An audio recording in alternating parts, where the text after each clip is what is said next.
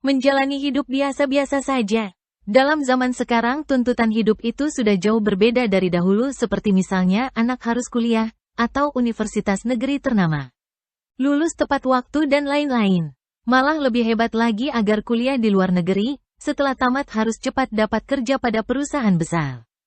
Belum lagi tuntutan gaji besar dapat fasilitas mobil yang baru. Banyak harapan-harapan diingini terutama yang bersifat glamor, hebat, paling sukses dan sebagainya. Jarang orang berangan-angan untuk menjalani hidup biasa-biasa saja sesuai kemampuan kita, mereka menganggap kesuksesan itu akan membawa kebahagiaan. Mari kita pikirkan, apakah tidak bisa bahagia dengan hidup biasa-biasa saja seperti kebanyakan orang? Penelitian mendapatkan kesimpulan bahwa dalam zaman sekarang ini adalah tercemar dengan kesombongan. Misalnya ketemu teman lama sekolah, sering ditanya kerja apa sekarang, dan di mana, dan seterusnya. Masing-masing memamerkan kesuksesan sendiri-sendiri, inilah yang dimaksud kesombongan itu. Bagi orang tidak suka glamor malu atau takut berinteraksi dengan teman-teman seperti itu dan minder. Apalagi anak seorang pejabat atau anak orang kaya mendapat tempat istimewa dalam pergaulan dari orang-orang biasa saja. Jadi di sini bila status sosialnya lebih tinggi mendapat perlakuan istimewa dalam pergaulan hidup.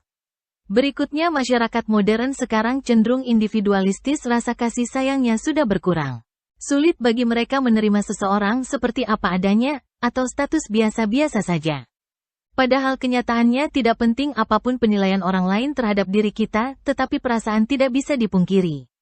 Juga banyak dari mereka yang mengutamakan pamor maupun status justru hidupnya kurang bahagia atau depresi. Berikutnya tidak kalah penting mementingkan meritokrasi yaitu usaha lebih banyak maka rewardnya akan lebih banyak. Di sini menunjukkan bila seorang tidak sukses adalah karena kesalahan sendiri. Begitu juga saat miskin. Pandangan ini menilai kegagalan itu adalah menyeramkan sekali. Kalau dilihat lebih mendalam padahal faktor kegagalan itu terdiri dari banyak faktor.